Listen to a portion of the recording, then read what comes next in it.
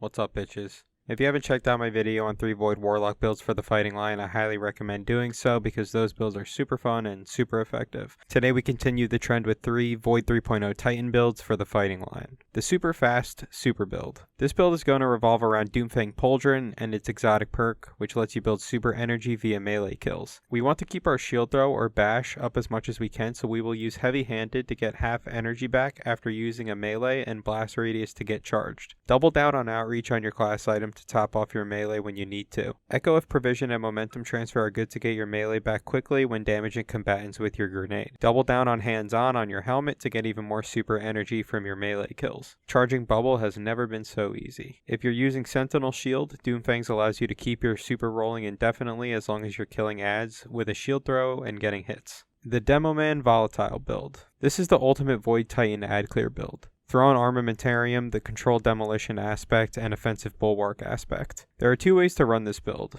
Quad firepower to throw as many nades as you can, or the way I'm about to talk to you about. Keep blast radius on and heavy handed to get half your melee refunded after using it while charged. Double down on bomber on your class item to keep your nades topped off. Use shield bash to grant yourself an overshield. While your overshield is active, it'll allow your grenades to charge faster and give you increased melee damage. Use Echo of Instability to grant your fighting line volatile rounds. Use Echo of Provision to keep melee energy rolling. And also use Undermining to allow your nades to weaken targets for faster cleanup. I'm also using Expulsion for volatile explosions. Harmonic Siphon and Double Innervation can reduce grenade cooldown even further if needed. You can also use a kinetic or stasis weapon with Demolitionist to keep your grenade energy topped off. The anti-barrier loadout. Throw in the Second Chance gloves. These gloves will allow shield throws to pierce barrier champions. The build is basically just using these gloves, however you can mix and match any of the mods from the previous builds I talked about. At the very least, use blast radius to get charged with light and heavy-handed to maintain melee energy. Bastion and offensive bulwark are the plays here for aspect choice, since you'll most likely be using this build in higher tier activities where champions exist. For all these builds, I recommend speccing into strength and discipline as much as you can. Use Radiant Light for a free plus 20 to strength. Spec into recovery and resilience for a third option. Thanks for watching. If you liked the video, drop a like and sub to the channel, and stay safe out there, gamers.